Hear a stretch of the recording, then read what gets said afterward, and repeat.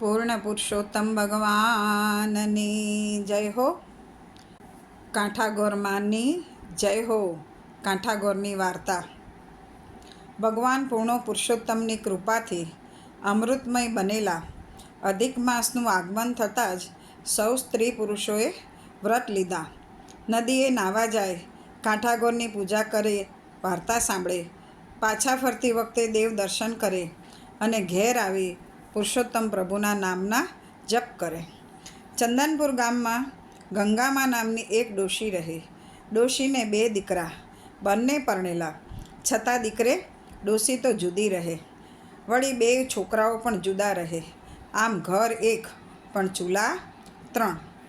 કોઈ પ્રસંગ હોય, વાર તહેવાર હોય ત્યારે સૌ સાથે મળીને રમે જમે. ડોશી ધર્મ કરમમાં માનનારી, વ્રત ઉપવાસ કરે, એકટાણા કરે, નિત્ય દેવ દર્શને જાય. ત્યાં અધિક માસ આવ્યો એટલે ગંગામાએ તો વ્રત આદર્યા, સાથે નાની વહુએ પણ વ્રત લીધા. સાસુ વહુ એકટાણા કરે, નદીએ નાહવા જાય, કાંઠાગોરનું પૂજન કરે, વાર્તા સાંભળે અને પછી બપોરે મંદિરે કથા સાંભળવા જાય. સાસુ વહુને આવા ધર્મ કરમ કરતા જોઈ મોટી વહુ તો મોં મચકોડે. એ હતી પૈસાદારની દીકરી, લાડકોડમાં ઉછરેલી, પહેરવા ઓઢવાની શોખીન, ધર્મ કરમને ધતિંગ માનનારી, વળી રૂપનો અંબાર એટલે ગર્વનો પાર નહીં. એમાંય પૈસાનું અભિમાન ભળ્યું પછી દેવ દર્શન સૂજે ક્યાંથી? નાની વહુ ગરીબ મા બાપની દીકરી, ગળથુથીમાં જ ધર્મના સંસ્કાર મળેલા, વળી જેટલી ભોળી એટલી કયાગરી, પારકાના દુઃખે દુઃખી થનારી. રોજ નદીએ નાહવા જાય ત્યારે એને જેઠાણીની યાદ આવે. એને એમ થાય કે જેઠાણી પણ આ વ્રત કરે તો એને ફળ મળે. એક દિવસની વાત છે. ભોળી દેરાણી ગઈ અભિમાની જેઠાણીના ઘેર અને ભોળા ભાવે કહેવા લાગી, ભાભી રે ભાભી, પવિત્ર પુરુષોત્તમ માસ ચાલે છે, માટે ચાલો ને અમારી સાથે નદીએ નાહવા. ત્યાં કાંઠાગોરનું પૂજન કરીશું, અનેક ગણું ફળ આપનાર પૂર્ણ પુરુષોત્તમની વાર્તા સાંભળીશું. એ શોક તાપને હરનાર છે અને સુખ શાંતિ દેનાર છે. પછી દેવ દર્શને જઈ કથા વાર્તા સાંભળી અને પરલોકમાં લઈ જવાના પુણ્યના ભાથા બાંધીશું. આ સાંભળી જેઠાણી તો મોં મચકોડીને કહેવા લાગી, જા બાઈ જા, હું કંઈ તારા જેવી વેવલીએ નથી કે નવરીએ નથી. સાસુ વહુ કરે રાખો ધર્મ અને બાંધો પુણ્યના પોટલા. નદીએ નાહવા જાઓ છો કે પારકાની નિંદા કરવા એ હું જાણું છું. કાંઠાગોર એના ઘરે અને હું મારા ઘેર. બાઈ રે બાઈ, મને તો ઘડીનીએ નવરાશ નથી. મારે તો ધણી પેઢીએથી આવે, પુત્ર નિશાળેથી આવે, દીકરી સાસરેથી આવે, વહુ પિયરેથી આવે. મારે તો સગાએ ઝાઝા અને વાલાએ ઝાઝા. મારે તો 32 ભોજન બનાવવાના અને 33 શાક રાંધવાના. મારે તો બાઈ કપાળે ટીકો ને કાંખમાં કીકો, ઝૂલતું પારણું ને ઘમ્મર વલણું, ખદબત્તી ખીચડી ને સુવાવડી દીકરી. બાઈ રે બાઈ, તમારે કરો વ્રત અને મરો ભૂખ્યા. અભિમાની જેઠાણીના આવા વચન સાંભળીને ભોળી દેરાણીને અતિ દુઃખ થયું. પૂર્ણ પુરુષોત્તમ પ્રભુનું અપમાન એનાથી સહન ન થયું. તેથી તેની આંખમાંથી જળજળિયા આવી ગયા. દેરાણી તો ઓટલે બેસીને માળા ફેરવતા સાસુની પાસે ગયા. સાસુને બધી વાત કરી ત્યારે સાસુ બોલ્યા, કરે એ ભરે અને વાવે એ લણે. પ્રભુ જ માણસને સુખ આપે છે અને સુખ મળ્યા પછી એ પ્રભુને ભૂલી જાય છે. જેણે માનવ દેહ ધારણ કરીને પૂર્ણ પુરુષોત્તમની ભક્તિ ધારણ નથી કરી એનો જન્મારો વ્યર્થ જ છે. મોટી વહુ સમજે તો સારું, નહીંતર એના ભાગ્ય ફૂટેલા જ છે. કાંઠાગોર રીજે તો ધન ધાન્યનો પાર ન રહે અને ખીજે તો કોઈનાય નહીં. આમ દિવસો વીતી રહ્યા છે. દેરાણીના દિવસ ધર્મ ધ્યાનમાં જાય છે અને જેઠાણીના સાંસારિક વાસનામાં. એની પાસે ધર્મ કરવાનો વખત નથી. એ તો સગાવાલાને રીઝવે છે. ભગવાન તો માને એના છે ને. કાંઠાગોર તો રીઝ્યા દેરાણી ઉપર, સુખ સાહેબી દીધી.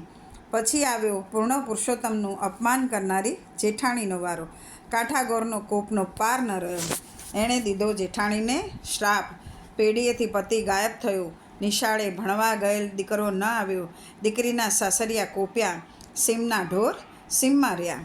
આવો કાળો કેર જોઈ જેઠાણીના શોકનો પાર ન રહ્યો. સુખમાં સોનું અને દુઃખમાં સાંભળે પ્રભુ. એ ન્યાયે જેઠાણીના તો ગાત્ર ઢીલા થઈ ગયા. રડતી રડતી ગઈ દેરાણી પાસે અને કાળા કેરની વાત કરી. દેરાણી સમજી ગઈ કે આ બધો કાંઠાગોરનો કોપ છે, પણ અભિમાની જેઠાણીને કહેવાય નહીં. કહીએ તો એ તો વળી ભારે વડ ચડું. એટલે એ તો ગઈ જેઠાણીને લઈને છીકણી સૂંઘતા સાસુ પાસે. જેઠાણી તો લાકડીની જેમ સાસુના પગમાં પડી ગઈ. આંસુથી સાસુના ચરણ પખાળવા લાગી અને કહેવા લાગી, માડી રે માડી, મારો તો પતિ ગયો, પુત્ર ગયો, ઢોર ગયા, ડાંખર ખાયા અને સવળા નાખું તો અવળા પડે છે. માટે કંઈક માર્ગ ચીંધો. આંગળી ચીંધ્યાનું પુણ્ય થશે. હું તો ગાય જેવી છું, તમે કહેશો તેમ કરીશ. ત્યારે સાસુ એને સમજાવવા લાગ્યા, બહુ તે જાણી અજાણે પુરુષોત્તમ પ્રભુનું અપમાન કર્યું છે, તેથી કાંઠાગોર તારી ઉપર કોપાયમાન થયા છે, તેથી તારું બધું અવળું થયું છે. માટે પુરુષોત્તમ માસનું સ્નાન કર, કાંઠાગોરને રીઝવ, ધર્મ ધ્યાન કર, કાંઠાગોરનું પૂજન કરી એને વિનવણી કર, ભૂલની ક્ષમા માગ. હે વહુ, ધર્મ થાય તો કરીએ, ન થાય તો ન કરીએ, પણ ધર્મનો અનાદર કદી ન કરીએ. ત્યારે જેઠાણીએ ગળગળા અવાજે એની સાસુને પૂછ્યું, માડી, હું તો સાવ આંધળી અને અજ્ઞાન છું, ધર્મની વાત જાણતી નથી. અજાણતા અનાદર થયો છે, તો શું કરું તો કાંઠાગોરી છે? ત્યારે સાસુએ નિવારણ જણાવ્યું. હે વહુ, ખભે લાલ ચૂંદડી લ્યો, જમણા હાથમાં ગાયના દૂધનો કળશ લ્યો, એક થાળ લ્યો, થાળમાં અબીલ ગુલાલ લ્યો, ધૂપ દીપ લ્યો, શ્રીફળ અને સુપારી લ્યો. ગીત ગાતા ગાતા વાસ્તે ગાસ્તે કાંઠાગોરનું પૂજન કરો. કાંઠાગોર રીઝે તો અભરે ભરે. જેઠાણી તો વાસ્તે ગાસ્તે કાંઠાગોરનું પૂજન કરવા ચાલી. સાસુએ આશીર્વાદ આપ્યા. મંગળ ગીતો ગાતા ગાતા જેઠાણી અને દેરાણી તૈયાર થવા આવ્યા. દેરાણી જઈ બોલાવી લાવી આસ પડોશની બહેનોને આમંત્રણ આપ્યું અને પછી વાસ્તે ગાસ્તે નદીના કિનારે આવ્યા. જેઠાણીની આંખમાંથી અશ્રુ વહી રહ્યા છે. પશ્ચાતાપના અગ્નિમાં એનું હૃદય કંચન સરીખું થઈ રહ્યું છે. પૂર્ણ પુરુષોત્તમનું ધ્યાન ધરી જેઠાણીએ ભાવપૂર્વક સ્નાન કર્યું અને પોતાનાથી અજાણપણે થયેલ અપરાધની ક્ષમા માગી અને અંતઃકરણપૂર્વક આજીજી કરી. પૂજન પછી એક ધ્યાને કાંઠાગોરની વાત સાંભળી, ચૂંદડી ચડાવી અને ખોળો પાથર્યો. સર્વના મનોરથ સાકાર કરનાર ગૌરીમાને વિનવણી કરી. હે માં, જગતનો નિયમ છે કે પુત્ર કુપુત્ર થાય, પણ માતા કુમાતા ન થાય. હું તો તમારી બાળ છું. મુજ અંધ અને અજ્ઞાનને ક્ષમાનું દાન આપો. અભિમાનમાં અંધ બનીને મેં તમારી અવગણના કરી છે, પણ હવે મારી આંખ ખુલી ગઈ છે. હે માતા, મારી ઉપર દયા કરો, દયા કરો.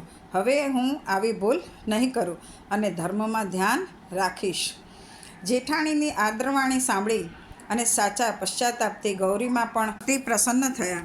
જેઠાણીનો પતિ અને પુત્ર કુશળતાથી પાછા ફર્યા. દીકરીના સાસરીએથી સારા સમાચાર આવ્યા. સીમમાંથી ગાયો પાછી આવી અને આમ સૌ સારાવાના થયા. જેઠાણીએ તો તરત સંકલ્પ કર્યો, હે ગૌરીમાં, તારી કૃપાથી મને ગુમાવેલું બધું પાછું મળ્યું છે.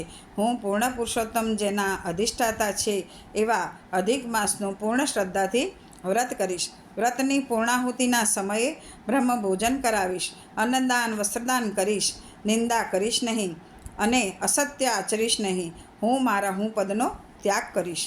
જેઠાણીના આવા સંકલ્પથી દેરાણીને આનંદ થયો. મોટી વહુ પણ ધર્મ ધ્યાનમાં વળી, તેથી સાસુને પણ સુખ થયું. એ ઘરમાં સુખ સમૃદ્ધિ છલકાવા લાગી. શ્રી પુરુષોત્તમ ભગવાને ત્યાં વાસ કર્યો અને થોડા જ દિવસમાં એ ઘરની કીર્તિનો સૂર્ય પ્રખર તેજથી પ્રકાશી ઉઠ્યો. જે કોઈ પૂજે કાંઠાગોરને પાપ તેના જાય, સુખ સમૃદ્ધિ શાતા મળે, પરલોકે મોક્ષ થાય. હે કાંઠાગોર, પશ્ચાતાપથી શુદ્ધ બનેલી જેઠાણીને, તેની દેરાણીને તથા સાસુને જેવા ફળ્યા એવા શ્રદ્ધાથી તમારું વ્રત કરનાર સૌને ફળજો. બોલો પૂર્ણ પુરુષોત્તમ ભગવાનની જય હો. કાંઠાગોરમાની જય હો. પુરુષોત્તમ ભગવાનનો અધ્યાય 25મો. ઉત્થાપન વિધિ. રાજા ઢડણવા મહર્ષિ વાલ્મીકીને પૂછવા લાગ્યા, હે મહર્ષિ, અતિ પાવન એવા આ વ્રતની ઉત્થાપન વિધિ વિશે અમને જણાવવાની કૃપા કરો. ત્યારે મહર્ષિ વાલ્મીકી બોલ્યા, હે રાજન, પવિત્ર પુરુષોત્તમ માસના કૃષ્ણ પક્ષની 8મી, 9મી તથા 14ના દિવસે આ વ્રતનું ઉત્થાપન કરવું. 30 સુપાત્ર બ્રાહ્મણોને ભક્તિભાવે નિમંત્રણ આપો. એમના હસ્તે અડધો મણ, 10 શેર, 5 શેર કે 2.5 શેર 5 પ્રકારના ધાનનું મંડળ પુરાવી એના ઉપર સોનાના કે રૂપાના કે ત્રાંબાના કે માટીના 4 છિદ્ર વગરના કળશ મૂકવા. એના ઉપર ફળ મૂકી વસ્ત્ર, અક્ષત, ચંદન, પુષ્પાદિથી પૂજા કરવી. એમાં પંચપલ્લવ મૂકી વાસુદેવ, બળભદ્ર, પ્રદ્યુમન અને અનિરુદ્ધ એ ચારેયની મૂર્તિઓનું ક્રમવાર ચારેય દિશામાં સ્થાન કરાવી 4 બ્રાહ્મણ પાસે જપ કરાવવા. એ બ્રાહ્મણોને બ્રહ્મભોજન કરાવી અન્નદાન અને વસ્ત્રદાન અને દક્ષિણાઓ આપવી. 4 દિશામાં 4 દીપ મૂકવા અને પત્ની સહ ભગવાન પુરુષોત્તમનું પૂજન કરી વાસુદેવ સ્વાહા એ મંત્રથી તલનો હોમ કરવો. પૂજા કરાવનાર બ્રાહ્મણને તથા તેની પત્નીને તૃપ્ત કરી વાછરડાવાળી ગાયનું દાન કરવું. બીજું કોઈ દાન ન થઈ શકે તો શ્રીમદ ભાગવતના પુસ્તકનું દાન અવશ્ય કરવું. શક્ય હોય તો 30 કાંસાના સંપુટ ભરીને દાન કરવું. નિમંત્રેલા બ્રાહ્મણોને બ્રહ્મભોજન કરાવી દક્ષિણા આપવી. પછી પુરુષોત્તમ પ્રભુની શુદ્ધ ભાવે ઉરથી પ્રાર્થના કરવી. ભૂલોની ક્ષમા યાચના કરવી. ત્યારબાદ ગૌગ્રાસ અને શ્વાન ભાગ કાઢી કુટુંબ સાથે ભોજન કરવું. વ્રતના અંતિમ દિવસે જાગરણ કરવું. પુરુષોત્તમ પ્રભુનું વિસર્જન કરી વ્રતને પૂર્ણ કરવું. આ વ્રત વિધિપૂર્વક ઉત્થાપન કરનાર ભાવિક સૃષ્ટિના સમસ્ત સુખને ભોગવે છે અને એનો વૈકુંઠમાં વાસ થાય છે. અધ્યાય 25મો સંપૂર્ણ. પવિત્ર પુરુષોત્તમ માસની પાવનધારા 25મી. પવિત્ર કાશી નગરીમાં વિષ્ણુ શર્મા નામે એક કર્મકાંડી બ્રાહ્મણ રહેતો હતો. એ અતિ ધર્મિષ્ઠ હતો. પ્રભુ જે આપે એમાં ગુજરાન ચલાવી સુખે ભગવાનનું ભજન કરતો. સંતાનમાં 2 પુત્ર હતા. બંને વેદમાં પારંગત, અતિ તેજસ્વી અને આજ્ઞાંકિત હતા. મોટા પુત્રનું નામ દેવ શર્મા હતું અને નાના પુત્રનું નામ વેદ શર્મા હતું. યોગ્ય ઉંમર થતાં બ્રાહ્મણે બંને પુત્રોના લગ્ન કર્યા. ઘરમાં 2 રૂપાળી વહુ આવી. દેવ શર્માની પત્ની અતિ સ્વરૂપવાન હતી. તેનું નામ રૂપમતી હતું. નામ પ્રમાણે જ એ કાચની પૂતળી જેવી હતી. રૂપનો અંબાર, એવી રૂપાળી કે જોતા વેત જ આંખો અંજાઈ જાય. પણ રૂપ જેવા ગુણ નહોતા. પેટમાં એવું અભિમાન હતું કે જેવા તેવા સાથે તો એ વાત પણ ન કરે. પેટમાં મેલ પણ એટલો. કૂળ કપટની કળામાં પારંગત હતી. મગરના આંસુ સારવામાં તો પાવરધી હતી કે ભલભલા ભોળવાઈ જાય. જ્યારે નાના પુત્ર વેદ શર્માની પત્નીનું નામ મુગ્ધા હતું. એ નાજુક અને નમણી હતી. ગુણનો ભંડાર હતો. અતિ દયાળુ સ્વભાવની. ધર્મ ધ્યાન કરે, વ્રત તપ કરે, ગરીબ ગુરબાને ખવડાવીને ખાય અને બધાના કામમાં આવે. વળી માયાળુ અને ભોળી પણ એટલી જ. વૃદ્ધાવસ્થામાં વિષ્ણુ શર્મા માંદગીથી ઘેરાઈ ગયા. દર્દ અસાધ્ય હતું. પથારીવશ જ રહ્યા અને આખરે સ્વર્ગના પંથે સીધાવ્યા. પિતાજી જીવતા હતા ત્યાં સુધી બંને ભાઈઓને કોઈ ચિંતા ન હતી. હવે પિતાજી પૂંજી છોડીને ગયા ન હતા. જે કાંઈ હતું તે ક્રિયાકર્મમાં વપરાઈ ગયું. બંને ભાઈઓ ઘણા તેજસ્વી હતા. ઘરની જવાબદારી ઉપાડી લીધી. બંને વેદના જાણકાર હતા. તેથી પ્રબળ પુરુષાર્થ કરવા લાગ્યા. પરંતુ પ્રારબ્ધે સાથ ન આપ્યો. તેથી કમાણીમાં બરકત ન આવતી. માંડ માંડ પેટનો ખાડો પૂરાતો. બંને ભાઈઓ વિચારવા લાગ્યા કે બાપના ગામમાં વિદ્યાની કદર થતી નથી, માટે પરદેશ ખેડવો જોઈએ. પરદેશમાં સારી કમાણી થશે, વિદ્યાની કદર થશે. આમ બંને ભાઈએ પરદેશ ખેડવાની તૈયારી કરી. નાના ભાઈ વેદ શર્મા વિચાર કરે છે કે મારી પત્ની મુગ્ધા ઘણી ભોળી છે. એ કદી એકલી રહી નથી. તેથી મારી ગેરહાજરીમાં બિચારી ઘણી મૂંઝાઈ જશે, અકળાઈ જશે. માટે મારી ભાભી રૂપમતીને ભલામણ કરું. વેદ શર્મા તો ગયો ભાભી પાસે અને ઘણા જ નમ્ર અવાજે કહેવા લાગ્યો, ભાભી, તમે ઘરના વડીલ છો, અમારા માટે મા સમાન છો. ઘરનો મોભ જ ઘરને સાચવે છે. અમારી ગેરહાજરીમાં તમારી જવાબદારી ઘણી વધી જશે. હે ભાભી, મારી એક નમ્ર અરજ છે, એને સાચવજો. કદી મેં એને ઊંચા અવાજે બોલાવી નથી, માટે તેને કંઈ ઓછું ન આવવા દેતા અને અંતરને કદી ન દુભાવતા. અમે બંને ભાઈ પરદેશ ખેડવા જઈએ છીએ. ત્યાં અમારી વિદ્યાના બળે પુષ્કળ ધન કમાઈ અને થોડા જ સમયમાં પાછા આવીશું. કૂળકપટમાં પારંગત ભાભીએ દિયરને હાએ હા કરી. ભાઈ તો પોતપોતાની પત્નીથી વિદાય લઈ અને રવાના થયા. હજુ તો બે અડધા રસ્તે પહોંચ્યા હતા ત્યાં રૂપવતીએ અસલી સ્વરૂપ ધારણ કરી લીધું. ભલી ભોળી મુગ્ધા જેઠાણીની આંખમાં કણાની જેમ ખટકતી હતી. રૂપમતીની તો નાની વાતમાં પણ જેઠાણીપણું દેખાડી મુગ્ધા સાથે ઝઘડવા લાગી. એનું અપમાન કરી નાખે, કંઈ ને કંઈ વાંક કાઢે અને મુગ્ધાને ધમકાવી નાખે. પિયરના મેણા મારે. બિચારી મુગ્ધા શું કરે? એનો ઉપરાણો લે એવો હતો એ તો પરદેશ ચાલ્યો ગયો. હવે બિચારી રડી રડીને દિવસો વિતાવે છે. એને મોઢે તાળું મારીને આખો દિવસ કામ કરતી રહેતી. એક દિવસની વાત છે. મુગ્ધાએ રસોઈ બનાવી, ભાભી માટે થાળી પીરસી, પણ જેઠાણીએ તો આજે મહાભારત કરવાનું નક્કી કર્યું હતું અને એ ગમે તેમ કરીને મુગ્ધાને ઘરમાંથી હાંકી કાઢવા ઈચ્છતી હતી. મુગ્ધા દુઃખથી ત્રાસી જાય એટલા માટે એ એના માથે છાણા થાપતી હતી. એ તો મુગ્ધાને મેણા મારવા લાગી. છપ્પર પગી, આ ઘરને બરખી જનારી ચૂડેલ! ઘરમાં તારા પગલાં થયા ત્યારથી જ આ ઘરનો સર્વનાશ થયો છે. પહેલાં સસરાજીને બરખી ગઈ, પછી ઘરની સમૃદ્ધિને બરખી ગઈ. બંને ભાઈઓને ઘર છોડવું પડ્યું. જ્યાં સુધી તું આ ઘરમાં રહીશ ત્યાં સુધી તું આ ઘરને ભૂખે જ મારવાની છે. બીજે ક્યાંય જગ્યા ન મળે તો કૂવો અવાડો કર. બિચારી મુગ્ધા તો હિબકે ને હિબકે રડવા લાગી. માં ધરતી માર્ગ આપે તો સમાઈ જવાની ઈચ્છા પણ થઈ આવી. કોઈ વાંક ગુનો ન હોય તોય જેઠાણી વાત વાતમાં મેણા મારતી. દિવસ ઉગ્યાથી મોડી રાત સુધી ઢોરની જેમ કામ કરાવતી. પૂરું ખાવાય ન આપતી. ભોંય પથારીએ સુવડાવતી. તોય બિચારી મુગ્ધા તો બધું સહન કરી જતી હતી. પણ જેઠાણીને તો આજે આડો આંક વાળી દીધો હતો. મુગ્ધાને ઢોરની જેમ ધક્કા માર્યા, ઠોંસા માર્યા, લાતો મારી, તમાચા માર્યા. મુગ્ધા રડવા લાગી, હાથ જોડીને વિનવવા લાગી, પણ જેઠાણીના હૃદયમાં તો દયાનો છાંટોય ન હતો. આખરે મુગ્ધા રડતી કકળતી ઘરની બહાર નીકળી ગઈ. પહેર્યા લુગડે એને ભૂખ્યા પેટે એક ઝૂંપડીમાં રહેવા લાગી. મેણાનો માર સહન કરવા કરતાં મરી જવું સારું. જગતમાં દયાળુ માણસો પણ વસે છે. ધર્મના આધારે તો આ પૃથ્વી ટકી રહી છે. આધાર વગરની મુગ્ધાને દયાળુ માણસોએ 2 વાસણ આપ્યા, થોડુંક અનાજ આપ્યું. તેથી જીવવાનો સહારો મળ્યો અને એ પારકા કામ કરવા લાગી. પારકા પાણી ભરે, પારકા દૈણા દળે અને એ જેમાંથી મળે એમાંથી એ પેટ ભરે. મુગ્ધાનો સ્વભાવ ઘણો માયાળુ હતો. વળી સાવ ભોળી હતી. કોઈનેય કામની ના ન પાડે. જાત ઘસીને કોઈનું કામ કરી દે. એને બદલામાં કંઈ મળે તે લઈ લે, નહીંતર હાથ જોડીને ઊભી રહે.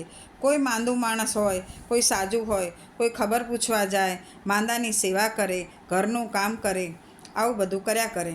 દુષ્ટ સ્વભાવની જેઠાણીમાં તો આવો એક પણ ગુણ ન હતો. એ તો અભિમાનીની પૂતળી હતી, પણ દંભ કરવામાં પૂરી. એવો દંભ કરે કે ભલભલા છેતરાઈ જાય. ધર્મ ધ્યાનમાં જરાય શ્રદ્ધા નહીં, પણ બની ઠનીને રોજ સાંજ પડે દેવદર્શને જાય, જેથી લોકો એના રૂપને જુએ. એમ તો કથા વાર્તા સાંભળવાય જાય, પણ કથામાં જરાય ધ્યાન ના આપે. એની નજર તો આડીઅવળી ભટકતી હોય અને એ તો હાથીના દાંત જેવી હતી. ચાવવાના જુદા અને દેખાડવાના જુદા. એમ કરતાં પવિત્ર પુરુષોત્તમ માસ આવ્યો.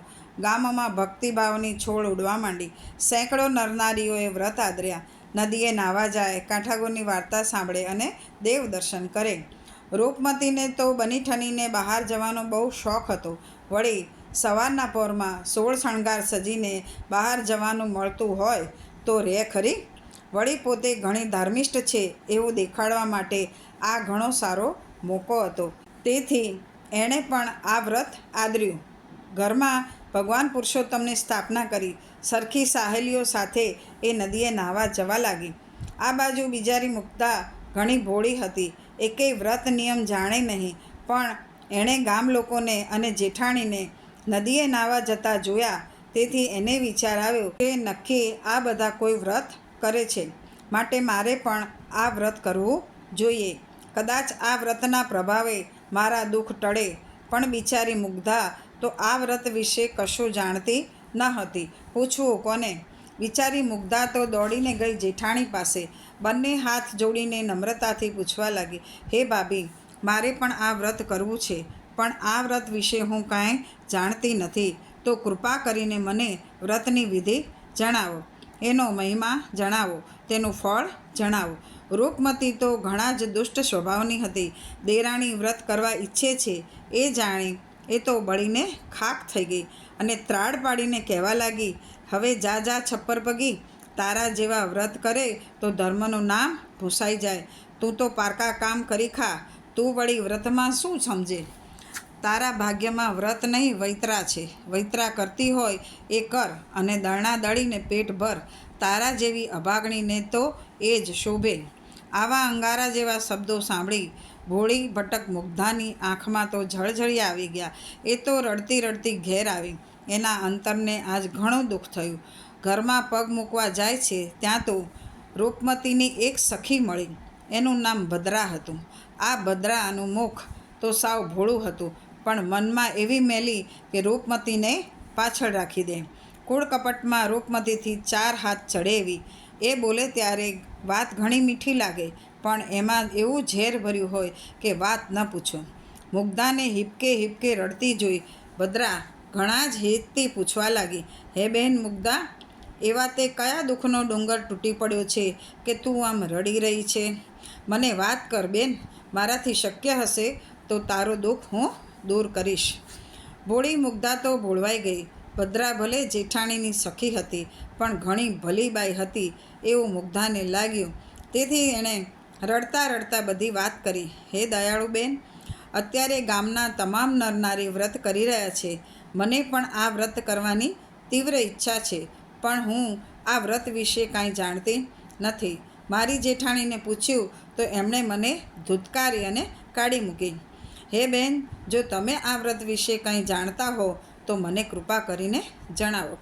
દુષ્ટ સ્વભાવની અને અતિ નીચ કર્મ કરનારી ભદ્રા તો મુગ્ધાના ભોળપણ પર મનોમન હસવા લાગી. એણે વિચાર્યું કે મુગ્ધાને દુઃખી કરી નાખવાનો આ સુંદર મોકો છે. તેથી એણે મુગ્ધાને કહ્યું, હે ભોળી મુગ્ધા, આ પવિત્ર માસનું મૂળ નામ છે મળ માસ. આ માસમાં વ્રત 2 પ્રકારે થાય છે. એક વ્રત તો જગ જાહેર છે. જગતના મોટા ભાગના લોકો આ પ્રસિદ્ધ વ્રતને કરે છે. એની વિધિ સાવ સરળ છે. સવારે નદીમાં સ્નાન કરવું, કાંઠાગોરની વાર્તા સાંભળવી, દેવ દર્શન કરવા, યથાશક્તિ દાન દક્ષિણા આપવી. આ જગ પ્રસિદ્ધ પ્રકારે વ્રત કરનારને ફળ તો અવશ્ય મળે છે, પણ એ ફળ આ ભવે નથી મળતું, આવતા ભવે મળે છે. હે બેન, આવતા ભવે ફળ મળે તો આ વ્રત શા કામનું? મને તારું દુઃખ જોઈને તારા ઉપર ઘણી જ દયા આવી રહી છે, અને જો આ ભવમાં જ ફળ મળે તો જ તારા કામનું. માટે બહેન, હું આ એક વ્રતની એક ગુપ્ત વિધિ જાણું છું. આ ગુપ્ત વિધિ એક મહાપ્રખર સિદ્ધ પુરુષે જણાવી હતી. એકવાર એ સિદ્ધ યોગી મારા આંગણે ભિક્ષા માટે આવ્યા. મારો દયાળુ અને ધર્મનિષ્ઠ સ્વભાવ જોઈને મારા ઉપર પ્રસન્ન થયા અને મને વ્રતની આ ગુપ્ત વિધિ જણાવી. હે બહેન, હજુ સુધી મેં આ ગુપ્ત વિધિની કોઈને જાણ નથી કરી, માટે હું તને જે કંઈ જણાવું એ પ્રમાણે તું આચરણ કરજે, અને એમાં જરા પણ ચૂક આવશે તો તું દોષમાં પડીશ. જરા પણ ચૂક વગર વ્રત પૂર્ણ કરીશ તો ભગવાન તારી ઉપર પ્રસન્ન થશે અને તારી પીડા હરશે. તારા બધા દુઃખ દર્દ દૂર થશે. તારા સર્વ મનોરથ પૂર્ણ થશે. ભોળી મુગ્ધા તો ભદ્રાની કપટી વાતમાં ભોળવાઈ ગઈ. ભદ્રાના દયાળુ સ્વભાવથી ઘણી ખુશ થઈ ગઈ અને કહેવા લાગી, હે બહેન, તમે તો અતિ દયાળુ છો. તમે મને આ ગુપ્ત વિધિ જણાવશો તો હું 7 જન્મ સુધી તમારો ઉપકાર માનીશ. કોઈને વ્રતવિધિ જણાવવી એ તો મહાપુણ્યનું કામ છે. તમારી વાત સાંભળીને હું ઘણી અધીરી થઈ ગઈ છું, માટે જલ્દીથી ગુપ્ત વ્રતવિધિ વિશે જણાવવાની કૃપા કરો. ત્યારે ભદ્રાએ ઘણું કુત્સિત હાસ્ય કર્યું અને હે દુઃખી બહેન, પ્રથમ તો તારે આ વ્રતનો સંકલ્પ કરવો, પછી ખાબોચિયાના ગંદા પાણીથી સ્નાન કરવું, ગંદા પાણીથી પીપળાનું પૂજન કરવું, ઉપવાસ એકટાણાનો તો વિચાર ન કરવો, 3 ટંક પેટ ભરીને ખાવું, તીખી તમતમતી લસણ ડુંગળીવાળી વાનગીઓ બનાવવી. અને ખાસ વાત એ છે કે આ વ્રત કરવું હોય તો કોઈને પાય પૈસાનું દાન ન આપવું. અન્નદાન કે વસ્ત્રદાનનો તો વિચાર પણ ન કરવો. દાન કરવાની બહુ ઈચ્છા થાય તો પીપળાના પાન દોડી એના પડિયા અને એ પડિયાનું દાન કરવું. આ ગુપ્ત વ્રતની વિધિ છે. જો તું આમાં જરા પણ ભૂલચૂક કર્યા વિના આખું વ્રત પૂર્ણ કરીશ તો તને તત્કાળ ફળ મળશે અને તારી સુખ સમૃદ્ધિનો પાર નહીં રહે. બિચારી મુગ્ધા તો ઘણી ભોળી હતી. એણે તો ભદ્રાની વાત માની લીધી અને એના એક એક શબ્દનું આચરણ કરવાનો સંકલ્પ કર્યો. રોજ સવારે પ્રાતઃકાર્યથી પરવારી મુગ્ધા કુંડીમાંથી ગંધાતું પાણી કાઢી અને સ્નાન કરતી. એ જ ગંધાતા પાણીથી પીપળાનું પૂજન કરતી અને અતિશય શ્રદ્ધાથી પીપળાના પાનના પડિયાવાળી એનું દાન કરતી. એમ કરતાં પવિત્ર પુરુષોત્તમ માસ પૂર્ણ થવા આવ્યો. છેલ્લા દિવસે મુગ્ધા ભદ્રા પાસે જઈને કહેવા લાગી, હે બેન, મેં જરા પણ ચૂક આવવા દીધી નથી. પૂર્ણ શ્રદ્ધાથી તારા કહેવા પ્રમાણે ગુપ્ત વ્રત કર્યું છે. હવે તો ભગવાન મારા ઉપર પ્રસન્ન થઈને મારું દુઃખ ભાંગશે ને? ત્યારે કુટિલ હાસ્ય કરતી કપટી ભદ્રા કહેવા લાગી, હે ભોળી મુગ્ધા, હવે એક વાત બાકી રહી છે. ગુપ્ત વિધિથી કરેલા વ્રતનું ઉજવણું કરવું જોઈએ. આજ સુધી તે ગંધાતા પાણીથી જે પીપળાનું પૂજન કર્યું છે ત્યાં જઈને 2 હાથ જોડીને હું કહું એ પ્રમાણે બોલજે. ત્યારે મુગ્ધાએ કહ્યું, હા, જરૂર બોલીશ બહેન. ભદ્રા તો ઠાવકું મોં રાખીને બોલી, તારે કહેવાનું એ હે પીપળામાં વાસ કરનાર પૂર્ણ પુરુષોત્તમ પ્રભુ, મેં શુદ્ધ હૃદયે મળમાસનું ગુપ્ત વ્રત કર્યું છે, માટે મારા ઉપર પ્રસન્ન થાઓ અને મને વ્રતનું ઉજવણું કરવાની રજા આપો. ભદ્રાની વાત સાંભળી ભોળી મુગ્ધા પૂછવા લાગી, હે બેન, વ્રતનું ઉજવણું કરવાની ભગવાન રજા ન આપે તો? મુગ્ધાનો આ પ્રશ્ન સાંભળી ભદ્રા બોલી, ભોળી રે ભોળી, એવું કદી ના બને. સાચા હૃદયે શુદ્ધ ભાવનાથી વ્રત કર્યું હશે ને તો પ્રભુ અવશ્ય પ્રસન્ન થશે અને ઉજવણું કરવાની રજા પણ આપશે. પ્રભુ રજા આપે ત્યારે 2 હાથ જોડવા, મસ્તક નમાવવું અને પ્રભુને જમવાનું નોતરું દેવું. પ્રભુ તારા ઘરે જમવા પધારે એટલે તારા ભાગ્યના તાળા ઉગડી જ ગયા માન. ભોળી મુગ્ધા તો માથું હલાવતી ઘરે ગઈ. કપટી ભદ્રા ઠીક તમાશો થશે એમ વિચારતી હસતી હસતી ઘરે ગઈ. મુગ્ધાએ તો ઘેર જઈને ગંધાતા પાણીનો લોટો ભર્યો અને ભગવાનનું સ્મરણ કરતી કરતી ગઈ પીપળા પાસે. ગંધાતું જળ ભગવાનનું સ્મરણ કરતી કરતી ચડાવવા લાગી. થોડાક જળની ધારાવાળી કરી પછી આંખો બંધ કરી અને પ્રાર્થના કરવા લાગી. એનું હૃદય શુદ્ધ હતું, પેટમાં પાપ ન હતું. ભોળાના ભગવાન એ કહેવત પ્રમાણે ભગવાન તો તત્કાળ પ્રસન્ન થયા અને કહેવા લાગ્યા, હે ભોળી મુગ્ધા, તે શુદ્ધ ભાવે મને સેવ્યો છે, તેથી હું તારા ઉપર ઘણો પ્રસન્ન થયો છું. કાલે ખુશીથી તું વ્રતનું ઉજવણું કર. તારા અંતરની વાત હું જાણું છું. હું સ્વયં તારા ઘરે જમવા આવીશ. પણ એક વાતનું ધ્યાન રાખજે. મારા વિશે તને કોઈ પૂછે તો તું કહેજે કે મારો મોટો ભાઈ છે, ઘણા વર્ષે પરદેશથી આવ્યો છે. પીપળામાંથી અવાજ આવ્યો એ સાંભળીને મુગ્ધા તો ઘેલી થઈ ગઈ. ભદ્રાની પાસે દોડી ગઈ, બધી વાત કરી. ભદ્રા તો ભોળી મુગ્ધાને ગેલછા પર મનોમન હસવા લાગી. પીપળો તો કંઈ જવાબ દેતો હશે? નક્કી મુગ્ધાને ભ્રમ થયો હશે. તે છતાં એણે મોં ઠાવકું રાખ્યું અને મુગ્ધાની જગ હસામણી થાય એવા દુષ્ટ હેતુથી એ કહેવા લાગી, હે ભોળી મુગ્ધા, મારી વાત માનીને તે આ વ્રત કર્યું છે, તેથી તારા ઉપર પ્રભુ પ્રસન્ન થયા છે. હવે વ્રતના ઉજવણાની વિધિ સાંભળ. ઉજવણામાં પણ જરા ચૂક થશે તો તારા કર્યા ઉપર પાણી ફરી વળશે. આ વ્રતના ઉજવણામાં 108 બ્રાહ્મણને જમાડવા પડે, માટે તું આજે જ ઘેર નોતરા દઈ આવ. બ્રાહ્મણને લાડુ પ્રિય છે એ વાત તો તું જાણે જ છે. કાલે સવારે તું પરોઢિયે જાગીને પીપળાનું પૂજન કરી 5.25 શેર લોટનો લાડુ વાળજે. એક જ લાડુ વાળજે. જોઈતા કરાવતા ઘી ગોળ નાખવા. જ્યારે બ્રાહ્મણો જમવા આવે ત્યારે તારા ભાઈ સ્વરૂપે આવેલા ભગવાન પુરુષોત્તમને એ લાડુ આપીને વિનંતી કરવી, હે પ્રભુ, આ એક લાડુ 108 બ્રાહ્મણોને પીરસી દો અને બધાના પેટ ભરો અને જમાડો. મુગ્ધાને તો હવે ભદ્રાની વાત પર પૂરેપૂરો વિશ્વાસ બેસી ગયો. તેથી એ તો ઘેર પણ ગયા વગર સીધી જ બ્રાહ્મણોને નોતરા દેવા ચાલી ગઈ. ભદ્રા તો તેના ગયા પછી ખડખડાટ હસવા લાગી. કાલે જ્યારે બ્રાહ્મણોને ભૂખ્યા પેટે પાછું જવું પડશે ત્યારે મુગ્ધાની શી વલે થશે એ વિચારે ભદ્રા તો મલકવા લાગી. હવે આ બાજુ રૂપમતીને ખબર પડી કે પારકા કામ કરીને પેટ ભરતી તેની દેરાણી 108 બ્રાહ્મણ જમાડી રહી છે. તેથી તેના પેટમાં પણ તેલ રેડાયું અને એ પણ 108 બ્રાહ્મણોને જાતે જઈને નોતરા આપી આવી. એણે ઘેર આવીને રસોયાને તેડ્યા, ચૂલા સળગાવ્યા અને 108 બ્રાહ્મણોની રસોઈ તૈયાર કરાવવા માંડી. આ બાજુ મુગ્ધા તો પરોઢિયે ઉઠીને પીપળાની પૂજા કરી આવી. ઘેર આવીને 550નો લાડુ વાળ્યો.